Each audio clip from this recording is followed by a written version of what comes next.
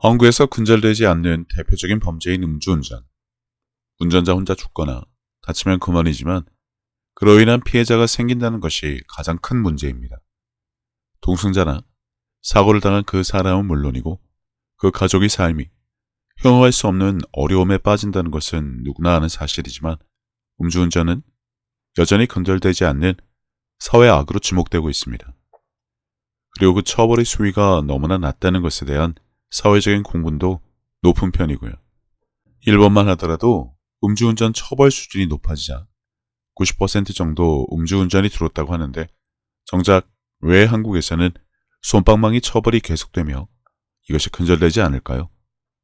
국회의원과 공무원이나 판검사들도 비일비재하게 하는 음주운전이기 때문에 음주운전 처벌 강화에 대한 법안을 통과시키지 않는다는 말이 나올 정도로 썩은 한국의 안전 불감증과 무책임은 K-팝을 비롯한 눈부시게 발전하는 한국에 대한 인식과 국민들이 대부분 친절하다는 세계적인 칭찬과 위상과는 정반대로 한국인의 남을 배려하는 수준이 여전히 후진국 수준이라는 것을 여실히 보여줄 뿐입니다.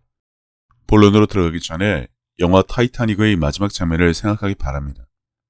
침몰하는 배에서 탈출하는 사람들이 처절한 몸부림과 상관없이 배와 함께 침몰하는 사람들, 구사일생으로 빠져나왔다 하더라도 극한의 추위로 인해 동사한 사람들, 설사 살아남았다 하더라도 트라우마에 시달리는 사람들을 볼 수 있는데 한국에 들어온 지 100년이 넘은 기독교의 현주소, 여러 가지 영상에서 다뤘지만 주님의 일을 하며 일취월장 발전하고 그분의 뜻과 유산을 계승하기는커녕 해마다 신자들이 앞장서서 교회를 떠나고 세상의 개독교란 비난에 무관심으로 일관할 뿐 어떠한 각성조차 없는 교회를 음주운전, 타이타닉의 침몰에 비유하자면 그 피해자인 신자들의 삶에 들어온 피해는 무엇이며 이것에 대해 과연 교회는 어떠한 책임을 지고 있을지 생각해보고자 합니다.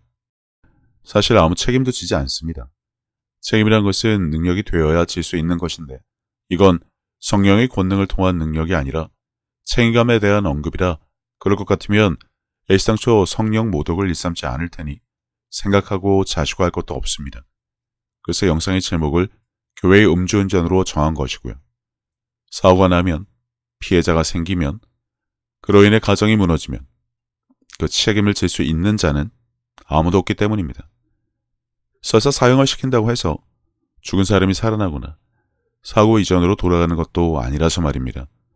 고스란히 그 고통은 피해자의 몫인데 교회의 음주운전 피해자는 신자들이다라는 이해를 갖고 보시기 바랍니다. 미친 것이 아니라면 결코 할 수도 해서도 안 되는 음주운전이라는 이해를 갖고 계신다면 주님의 말씀에 대적하며 성령 모독을 일삼는 한국교회의 음주운전이 무엇을 말하는지 아실 것입니다.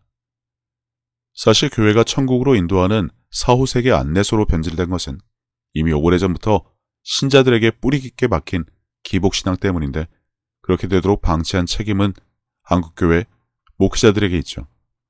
그들의 설교라는 것이 온통한 그러한 것에 집중되어 있으니 말입니다. 기복신앙에 대한 사전적 의미만 보더라도 복을 기원함을 목적으로 믿는 신앙, 즉 신앙 대상인 하나님과 그분의 뜻을 추구하는 것보다 자신의 형통과 소원 성취와 입신 양명, 무병 장수와 자손 번영 등을 최고의 목적으로 삼는 초보적이고 현세적인 신앙 행태를 말한다라고 되어 있는데 이는 지금 교회의 모습과 전혀 다르지 않죠. 물론 전부는 아니다 라고 할 수도 있지만 없다라고 할 수 없는 현실에 대해서는 여전히 꿀먹은 벙어리가 되어 더 이상의 주장을 하지 못한 채 입 다물고 도망해 나가겠지만 그 어디에도 주님이 언급하신 그분의 일을 이어서 하자며 목소리를 높이는 교회를 찾아보기 힘든 상황에 지금의 교회, 목회자가 음주운전을 하고 있지는 않은지 신자들이 구별할 수는 있을까부터 심히 의심이 되는.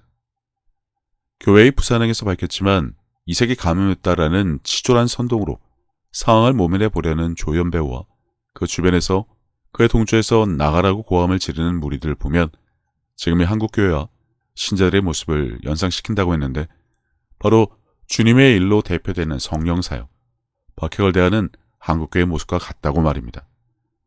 영화를 보면 좀비를 대적해서 싸워 이길 생각과 능력은 없으면서 무리지어 피하고 모험하는 것을 능사로 여기는 자들의 말로를 알 수 있는데, 성경에는 주님이 분명하게 언급하신 표적에 대한 구절들이 많지만 성경이 내주로 주님의 일을 이어서 해야 한다는 최우선 과제에 목숨을 걸어야 할 교회가 앞장서서 이를 부정하고 없는 것으로 몰아가는 상황과 비교하면 당연히 들 수 있는 생각입니다. 이들은 과연 무면허나 음주운전과 같은 한국교회 목회자들이 안내를 받아 무사히 목적지에 도착할 수 있을까요? 천국만 가면 장땡으로 하는 자들이 내 행위로, 내 의로 도덕적 선행을 많이 쌓으면 복을 받는다는 기독교도 아닌 희한한 종교로 만들어 놓고도 무사한 일, 유유자약한 삶을 살면서도 거룩해야 한다며 온갖 위선을 일삼고 있는 마당의 말입니다. 기독교란 지적도 넘어 교회 다니는 사람들이 더 지독하다란 말이 아무렇지 않게 세상에서 들리는 마당에 아니라고 할 수 없죠.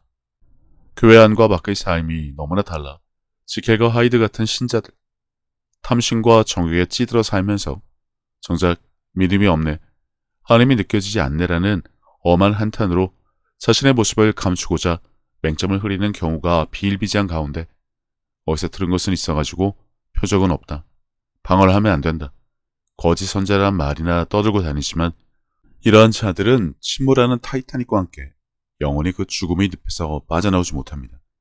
성령을 모독한 죄는 사함을 받지 못한다는 말씀조차 설교하지 않고 못하는 한국교회에 다니기 때문이죠. 이 마당에 한국교회는 주님이 교회에 주신 책임을 완수하고 있느냐, 각자 알아서 판단하면 됩니다.